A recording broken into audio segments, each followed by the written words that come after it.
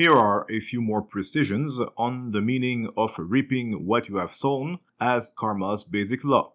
Number 1, karmic law is the law of cause and effect, not of merit and punishment. The idea of merit for good deeds and punishment for evil or bad deeds is a moralistic and therefore relative idea. It has nothing to do with the truth. It has only to do with relative truth. What's considered good or bad in certain societies, eras, religious or philosophical systems of beliefs, and so on. Karmic law, on the other hand, deals only with the truth.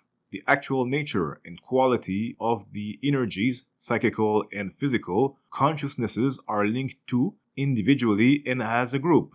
Reaping what you have sown is a very adequate illustration of karmic law.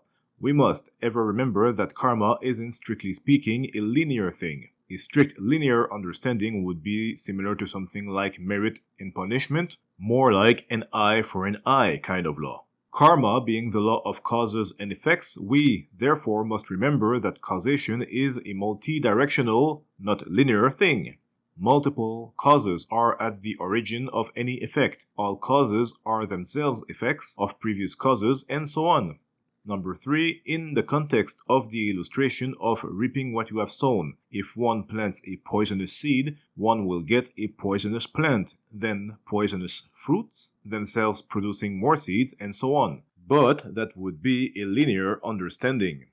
We must not forget that in this illustration, the context is also an integral part of the whole cycle of causation. The environmental conditions in which a particular seed is planted will also be an undeniably important part of the resulting karma.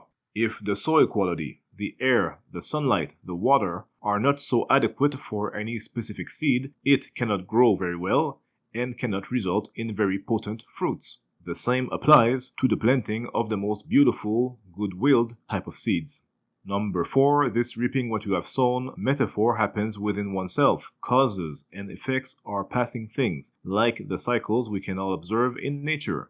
Periods of sowing, then according to all kinds of specific cycles, periods of blooming, of reaping, etc. Cycles repeat themselves, unless they are broken or not fed enough to sustain themselves, in which case they eventually cease to be.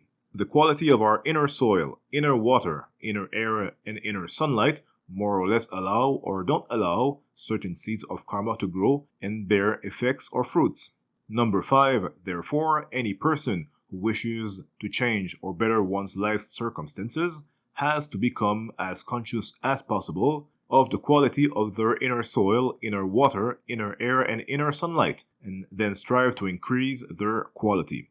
Do attention to right physical care, and more importantly, right psychical hygiene, resulting in good mental health, will make a difference, for karma is a law. Number 6, there must come a time when consciousness must elevate itself above the endless cyclic and samsaric, psychical and physical aspects of karma. One has to dry the garden of samsaric attachments to become free of it, for the nature of consciousness is naturally free of it.